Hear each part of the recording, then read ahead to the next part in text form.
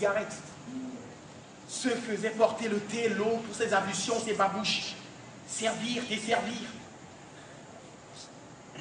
Quand elle recevait d'autres figues séchées, c'était l'horreur. Un après-midi entier, 5-6 momies égyptiennes s'embiffraient de sucreries, parlant fort comme des sourdes qu'elles étaient.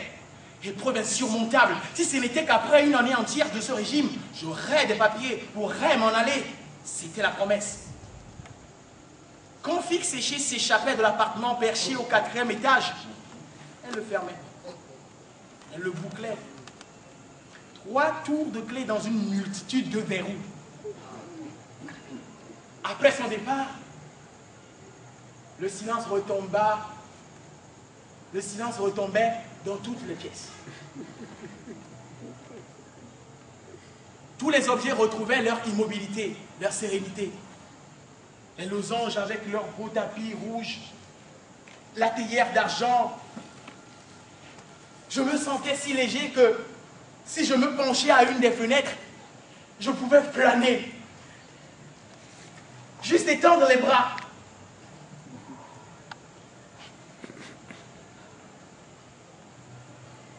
Inlassablement, je demandais mes papiers et inlassablement, Figue Séché me répondait plus tard. Le jour où elle m'annonça qu'ils étaient prêts, qu'il ne manquait plus qu'une petite formalité, je cédai, escaladai ce vieux corps caillouteux. Mon bâton musclé fit merveille. Prises multiples. Je maniais mon engin tel un technicien concentré. Elle en voulut encore et encore. Les papiers ne vinrent pas. Je fis la grève. Bâton mou. Figue Séché tournant en rond des jours et des jours dans l'appartement, âme en peine, se couchant en se tenant le bas-ventre, guettait un sourire de moi à son bienfaiteur. Hein? Je demeurais inflexible. Aux appels désespérés répondait un silence de glace. La partie était serrée. Je le savais.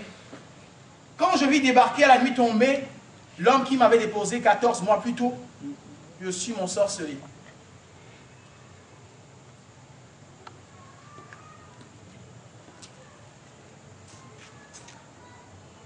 Les policiers qui m'attendaient au pied de l'immeuble me secouèrent grave. Mais inutile, je n'avais pas un sou, rien que mes vêtements sur moi. Je fus emmené dans un commissariat, roué de coups, abandonné 2 jours dans une cellule avant d'être jeté dans un avion avec d'autres visages tuméfiés. Retour à la case de départ, nommé.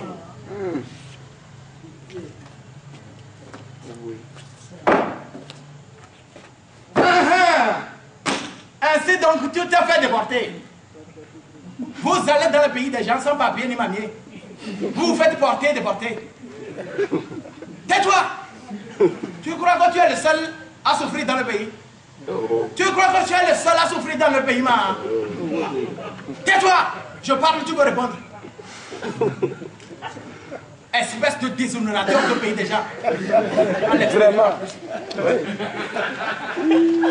Le militaire qui m'interrogea pensait sans doute avoir la tête que je faisais, qu'il eût mieux valu pour nous deux naître sur une autre planète.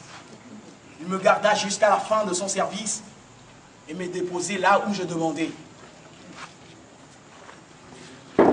À la boutique, Jésus est capable de tout.